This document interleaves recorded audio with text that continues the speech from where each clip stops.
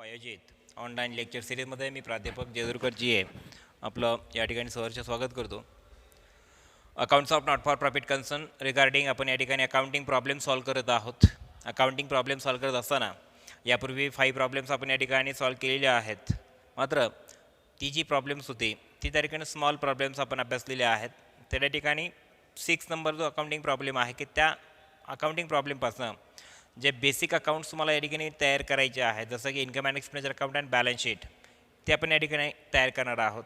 जसं की तुम्हाला बोर्डवरती दिसतं आहे income and expenditure account and balance sheet या प्रकारचे अकाउंट्स अँड स्टेटमेंट या ठिकाणी तुम्हाला प्रिपेअर करून दिलेले आहेत. अकाउंटिंग प्रॉब्लेम सॉल्व देखील केलेला आहे. यासाठी जो अकाउंटिंग प्रॉब्लेम आपण या ठिकाणी मेन्शन केलेला आहे की ज्यामध्ये मेन्शन केलेलं आहे accounts of charitable hospital. Actually तुम्हाला चॅरिटेबल हॉस्पिटलचं जे रिसिट्स अँड पेमेंट अकाउंट आहे ते या ठिकाणी प्रोव्हाइड केलेलं आहे. त्यामध्ये मेन्शन केलेलं आहे from the following particulars relating to Radhakrishna charitable hospital Pune prepare income and expenditure account for the year ending 31 March 2020 and balance sheet as on that date. तुम्हाला 31 मार्च 2020 करिता या ठिकाणी बॅलन्स शीट प्रिपेअर करायचं आहे, फायनल अकाउंट्स प्रिपेअर करायचे आहेत. आता यामध्ये जे रिसिट्स अँड पेमेंट अकाउंट दिलेलं आहे तर त्यामध्ये मेन्शन केलेलं आहे receipts and payment account for the year ending 31 March 2020. It means financial year mention here as a 1 April 2019 and 31 March 2020 हे या ठिकाणी आपण लक्षात घ्यायचं आहे. त्याचबरोबर रिसिट्स अँड पेमेंट अकाउंट जे तुम्हाला प्रोव्हाइड केलेलं आहे, जसं की मी हा अकाउंटिंग प्रॉब्लेम तुम्हाला सेंड करणार आहे की ज्या माध्यमातून तुम्ही या अकाउंटिंग प्रॉब्लेमचं जे सोल्युशन आहे त्याचा रेफरन्स त्या अकाउंटिंग प्रॉब्लेमच्या माध्यमातून घेऊ शकता. जसं की यामध्ये रिसिट्स अँड पेमेंट अकाउंटची जी काय डेबिट साईड आहे, रिसिट साईड की ज्यामध्ये बॅलन्स दिलेला आहे to balance brought down amount असेल की ज्यामध्ये कॅश मेन्शन केलेले आहे 8230. हा जो ओपनिंग बॅलन्स आहे हा आपण कुठेही ट्रान्सफर करत नाही. हा जर ट्रान्सफर केला तर हा फक्त ओपनिंग बॅलन्स शीटच्या ॲसेट साईडला ट्रान्सफर केला होतो. पण केव्हा की ज्या वेळेला तुम्हाला कॅपिटल फंड दिलेला नसेल आणि कॅपिटल फंड जर शोधावा लागत असेल तर त्यासाठी तुम्ही ओपनिंग बॅलन्स शीट प्रिपेअर करता आणि हा जो ओपनिंग बॅलन्स असणार आहे कॅशचा हा त्यावेळेला तुम्ही ओपनिंग बॅलन्स शीटच्या ॲसेट साईडला ट्रान्सफर करायचा आहे. एरवी हा बॅलन्स कुठेही ट्रान्सफर करायचा नाही हे लक्षात घ्या. त्यानंतरचा सेकंड नंबर बॅलन्स दिलेला आहे टू सबस्क्रिप्शन्स अमाऊंट दिली 52,000. हा सबस्क्रिप्शनचा बॅलन्स तुम्ही दिलेला आहे इन्कम अँड एक्सपेंडिचर अकाउंटच्या इन्कम साईडला सबस्क्रिप्शन 52,000 ॲडजस्टमेंटची जी अमाऊंट किंवा सबस्क्रिप्शनची अमाऊंट आपण इनर कॉलमला मेन्शन केलेली आहे.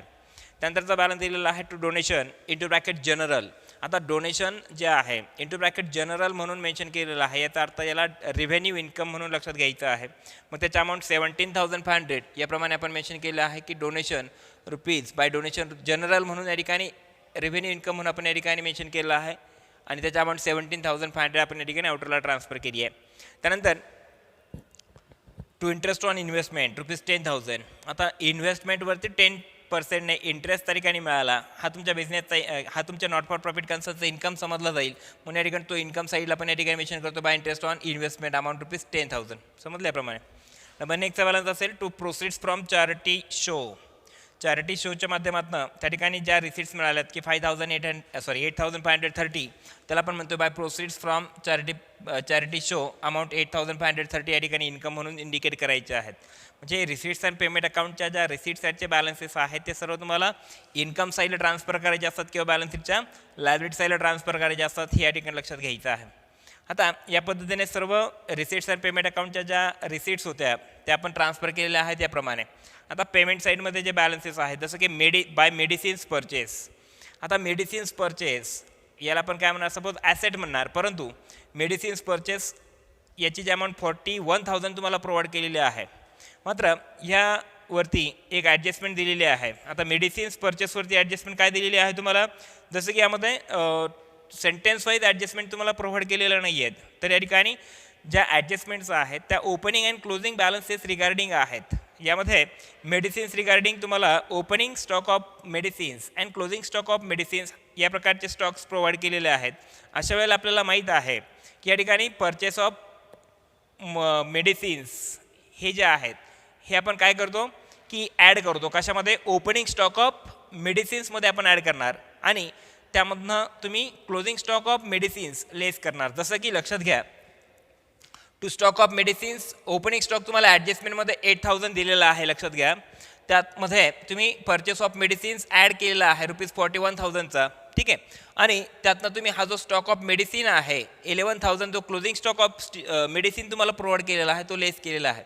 तर अशा पद्धतीने आउटरला अमाऊंट ट्रान्सफर केलेला आहे 38,000. म्हणजे एक लक्षात घ्या, स्टॉक ऑफ मेडिसिन जर आपल्याला दिलेलं असेल ओपनिंग अँड क्लोजिंग आणि त्यासोबतच जर तुम्ही मेडिसिन जर परचेस केलं असेल तर अशा वेळेला इन्कम अँड एक्सपेंडिचर अकाउंटच्या एक्सपेंडिचर साईडला तुम्हाला फर्स्ट इफेक्ट द्यायचा आहे की to opening stock of medicines amount 8,000 mention केली आहे. त्यातनं त्यामध्ये तुम्ही परचेस ऑफ मेडिसिन्स त्या ठिकाणी ॲड केलेत 41,000 म्हणजे 8,000 प्लस 41,000 49,000 अमाऊंट. ठीक आहे. आणि त्यामधनं क्लोजिंग स्टॉक ऑफ मेडिसिन्स हा जो स्टॉक आहे closing stock of medicines accounting प्रॉब्लेममध्ये तुम्हाला दिलेला आहे 11,000 तो त्यातनं लेस करायचा म्हणजे आउटरला अमाऊंट तुमची 38,000 ट्रान्सफर होते. बरोबर आहे. आणि हा जो 11,000 closing stock of closing stock of medicine आहे तो आपण या ठिकाणी बॅलन्स शीटच्या ॲसेट साईडला स्टॉक ऑफ मेडिसिन 11,000 म्हणून मेन्शन करायचं आहे.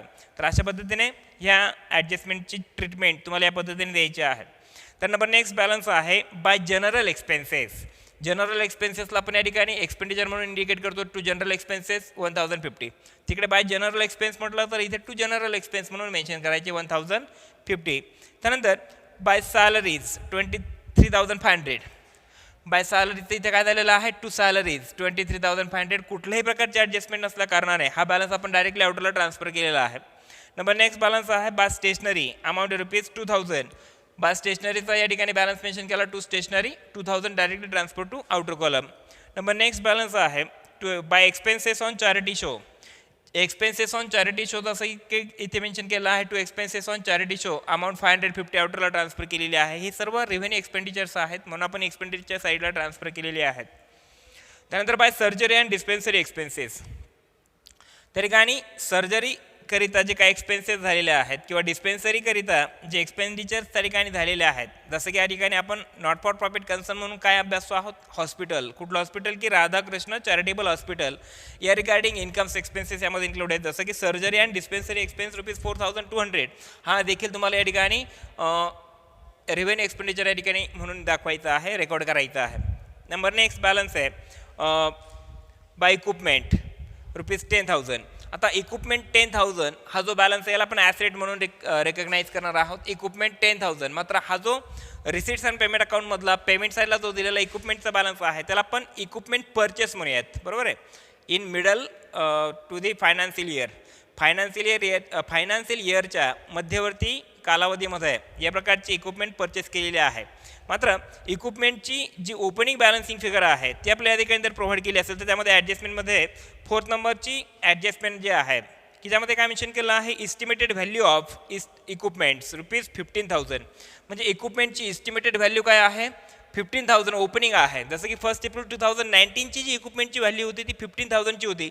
त्यानंतर तुम्ही ₹10,000 पेमेंट साईडला जे काय इक्विपमेंट परचेस केलं ते दिसतं ते ॲक्च्युअल परचेस म्हटलेलं नाही आहे परंतु आपल्याला त्याला परचेस ऑफ इक्विपमेंट समजायचं आहे की जे परचेसिंग आपण या ठिकाणी इक्विपमेंटमध्ये काय करणार आहोत ॲड म्हणजे टोटल 15,000 प्लस 10,000 असं टोटल 25,000चं इक्विपमेंट तुमच्यावरती किंवा तुमच्याकडे अवेलेबल आहे असं तुम्ही या ठिकाणी ग्राह्य धरायचं आहे. मग या इक्विपमेंटला तुम्ही बॅलन्स शीटच्या ॲसेट साईडला ट्रान्सफर केलेला आहे. त्यानंतरचा जो बॅलन्स आहे आता याच्या संदर्भात जे ॲडजस्टमेंट आहे ते आपण त्या ठिकाणी अभ्यासणार आहोत ॲडजस्टमेंट अभ्यासत असताना. ठीक आहे. नंबर नेक्स्ट आहे बाय बॅलन्स कॅरीड डाऊन. आता बाय बॅलन्स कॅरी डाऊनमध्ये त्या ठिकाणी बॅलन्स दिलेले आहेत कॅश इन हँड ₹960 डायरेक्टली आउटरला ट्रान्सफर करायचे आहेत. कॅश ॲट बँक ₹13,000 हे बॅलन्सेस तुम्ही डायरेक्टली आउटर कॉलमला ट्रान्सफर करायचे आहेत.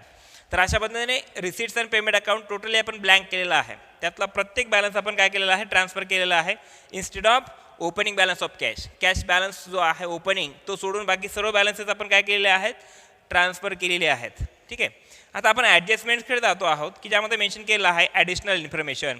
आता ॲडिशनल इन्फॉर्मेशनमध्ये तुम्हाला 3 कॉलम दिलेले आहेत जसे की पर्टिक्युलर्स 1 एप्रिल 2019 अँड 31 मार्च 2020 या प्रकारचे 3 कॉलम्स आहेत.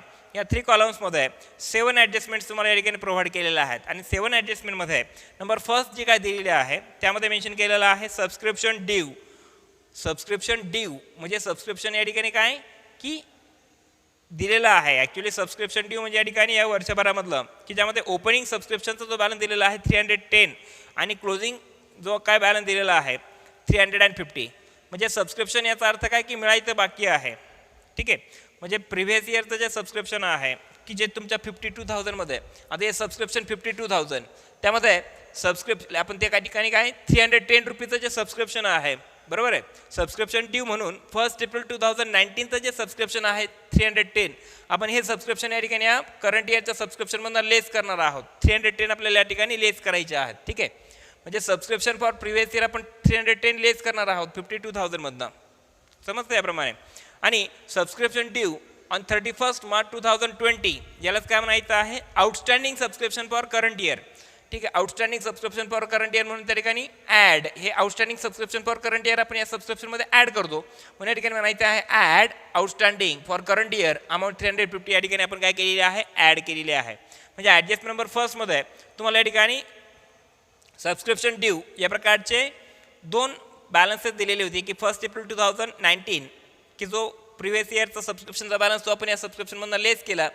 आणि करंट इयरचा जो बॅलन्स दिलेला होता 31 मार्च 2020चा की ज्याला आपण आउटस्टँडिंग सबस्क्रिप्शन म्हणू की तो आपण या ठिकाणी या सबस्क्रिप्शनमध्ये बॅलन्स काय केला ॲड केला ठीक आहे आणि हा जो आउटस्टँडिंग सबस्क्रिप्शनचा जो बॅलन्स आहे याचा आपण सेकंड नंबर इफेक्ट जो आपण outstanding subscription for current year हा जो सबस्क्रिप्शनचा बॅलन्स आहे हा आपण या ठिकाणी बॅलन्सच्या ॲसेट साईडला या पद्धतीने इथे इंडिकेट केलेला आहे ठीक आहे याप्रमाणे outstanding subscription for current year म्हणून इथे 350 शो केलेले आहेत म्हणजे अशा पद्धतीने ॲडजस्ट नंबर फर्स्टचे आपण या ठिकाणी इफेक्ट्स काय दिलेले आहेत की जसं की less from subscription previous year subscription होतं 310 ते आपण सबस्क्रिप्शनमधून लेस केलं त्याचबरोबर add to subscription ₹350 as a outstanding subscription for current इयरचं जे आउटस्टँडिंग सबस्क्रिप्शन आहे 350 ते आपण ॲड केलं आणि या ॲड केलेलं आउटस्टँडिंग सबस्क्रिप्शनचा सेकंड नंबर इफेक्ट आपण बॅलन्सच्या ॲसेट साईडला दिलेला आहे outstanding subscription ₹350 as out current year म्हणून ठीक आहे तर अशा पद्धतीने ॲडजस्ट नंबर फर्स्टचे आपण इफेक्ट दिले आहेत ॲडजस्ट नंबर सेकंड आहे सबस्क्रिप्शन रिसिव्ड इन ॲडव्हान्स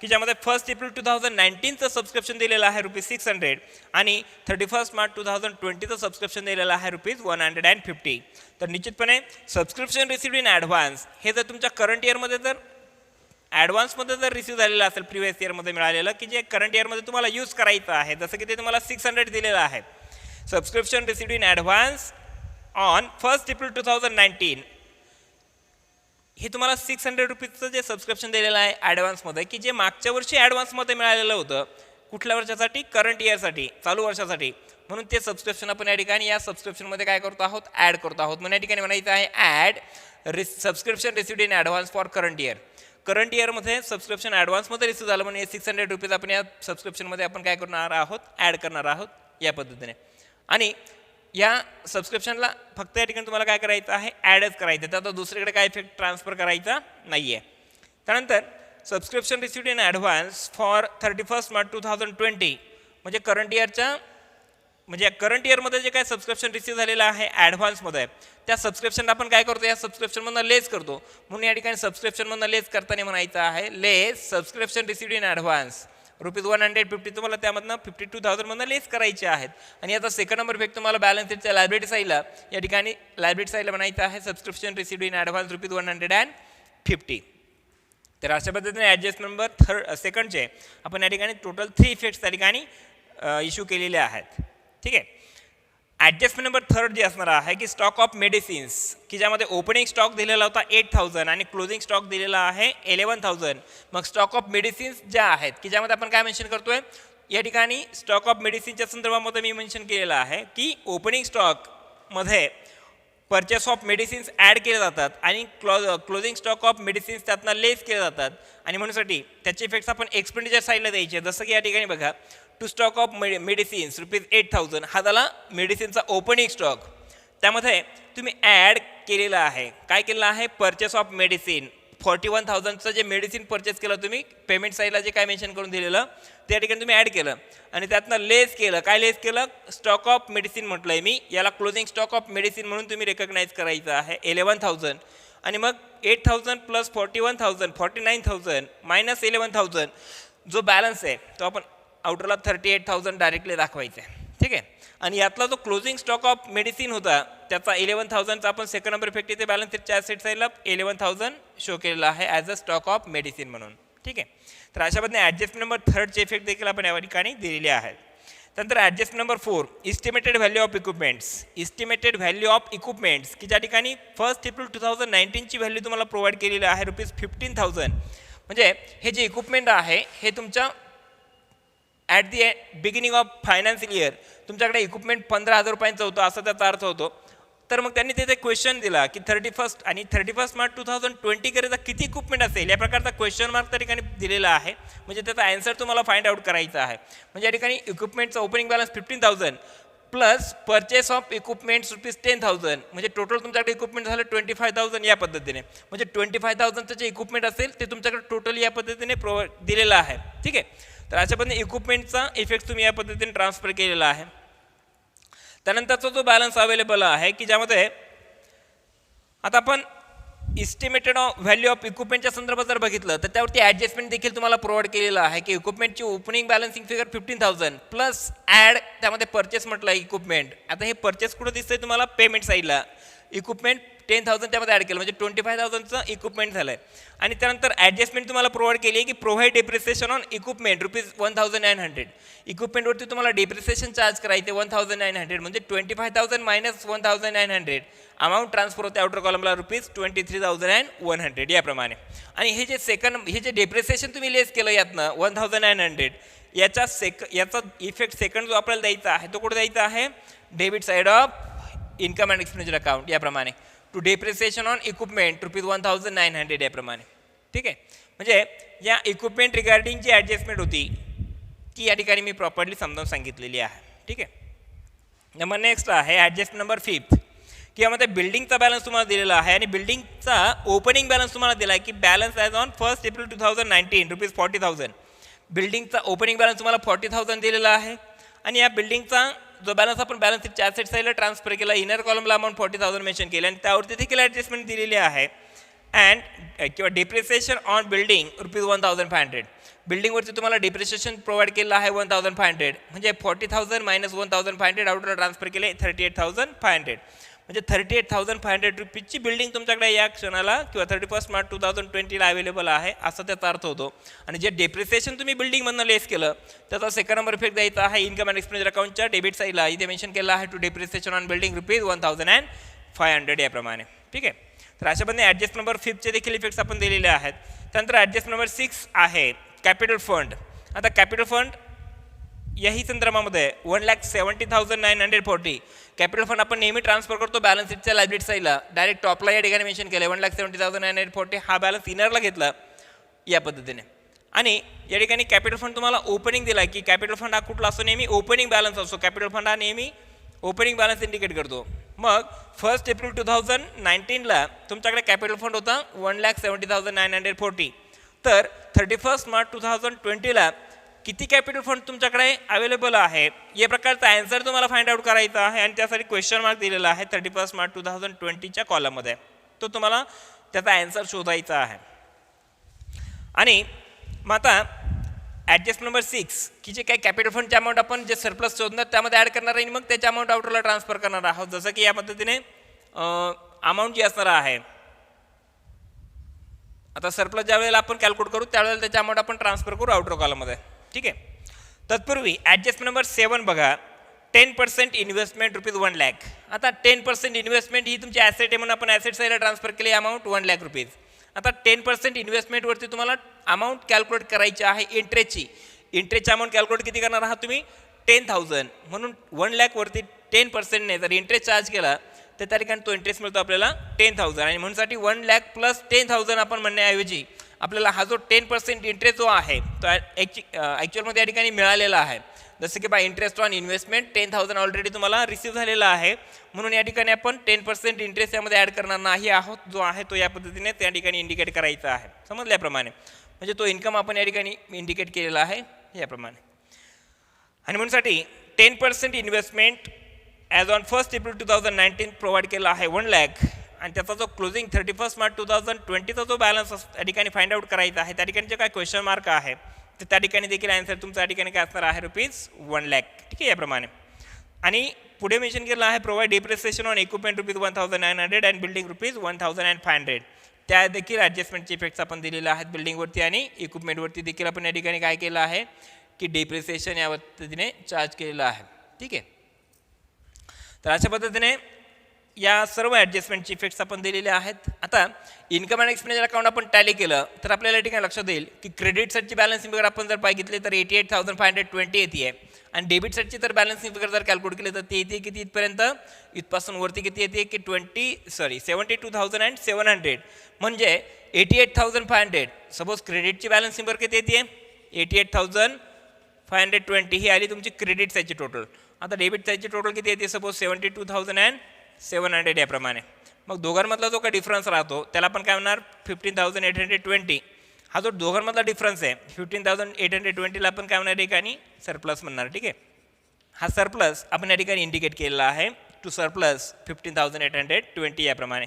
म्हणजे ही सरप्लसची अमाऊंट तुम्हाला शोधायची आहे आणि सरप्लस म्हणजेच काय axis of incomes over expenditure. ठीक आहे, की axis of income over expenditure that is called surplus. आणि सरप्लसची व्हॅल्यू तुम्हाला मिळाली 15,820. ही अमाऊंट आपण या ठिकाणी काय केली या कॅपिटल फंडमध्ये ॲड केली.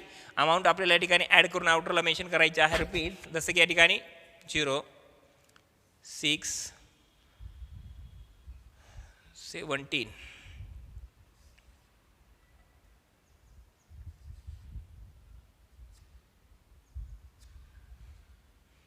जसं की 1,86,760 ही अमाऊंट आपण आउटरला ट्रान्सफर केली आहे आणि त्या ठिकाणी सरप्लसची अमाऊंट इथपर्यंत ॲड केल्यानंतर कॅपिटल फंडची टोटल अमाऊंट या ठिकाणी आउटरला दिसते 1,86,760. तर निश्चितपणे हीच अमाऊंट तुमच्या ॲडजस्टमेंटमध्ये जे काय क्वेश्चन मार्क आहे त्यामध्ये त्याचा आन्सर मिळणार आहे या पद्धतीने 1,86,760. ठीक आहे, आणि अशा पद्धतीने हे जे आउटरची जर टोटल केली लायबिलिटी साईडची 1,86,910 येते आहे आणि इकडे बॅलन्स शीटची ॲसेट साईडची टोटल जर आपण केली तर ते देखील 1,86,910 या प्रकारे कॅल्क्युलेट होती आहे. म्हणजे अशा पद्धतीने हा जो अकाउंटिंग प्रॉब्लेम 6 आहे तो या पद्धतीने सॉल्व्ह करायचा आहे. तर निश्चितपणे या सर्व ॲडजस्टमेंट ज्या आहेत त्या तुम्हाला बुकमध्ये प्रोव्हाइड केलेल्या आहेत. ॲक्च्युअलमध्ये हा जो अकाउंटिंग प्रॉब्लेम आहे हा अकाउंटिंग प्रॉब्लेम मी तुमच्याकडे सेंड केलेला आहे. याचा रेफरन्स घेऊन हा जो अकाउंटिंग प्रॉब्लेम आहे हा अतिशय प्रॉपरली सोडवण्याचा प्रयत्न आपण या ठिकाणी केलेला आहे. प्रत्येक ॲडजस्टमेंट समजावून या ठिकाणी मी तुम्हाला दिलेले आहे. आपण देखील सर्व ॲडजस्टमेंट्स व्यवस्थितपणे समजावून घ्याव्यात. सेल्फ स्टडी म्हणून आपण त्या ठिकाणी इंडिव्हिज्युअली यामध्ये कॉन्सन्ट्रेट करावं की जेणेकरून सर्व इफेक्ट्स किंवा जो सरप्लस आपण कॅल्क्युलेट केला किंवा बॅलन्स शीट ज्या आहेत त्या कशा आपण प्रॉपर कॅल्क्युलेट केलेल्या आहेत ते आपण या ठिकाणी बघणं गरजेचं असणार आहे. ठीक आहे, तर या ठिकाणी अकाउंटिंग प्रॉब्लेम त्या ठिकाणी गांभीर्याने समजावून घ्यायचा आहे की जेणेकरून त्यातल्या ॲडजस्टमेंट्स देखील व्यवस्थितपणे समजावून घ्यायचे आहेत की आपण कमी वेळेमध्ये व्यवस्थितपणे हा अकाउंटिंग प्रॉब्लेम काय करू शकलो पाहिजे, सॉल्व्ह करू शकलो पाहिजे. ठीक आहे, थँक्यू.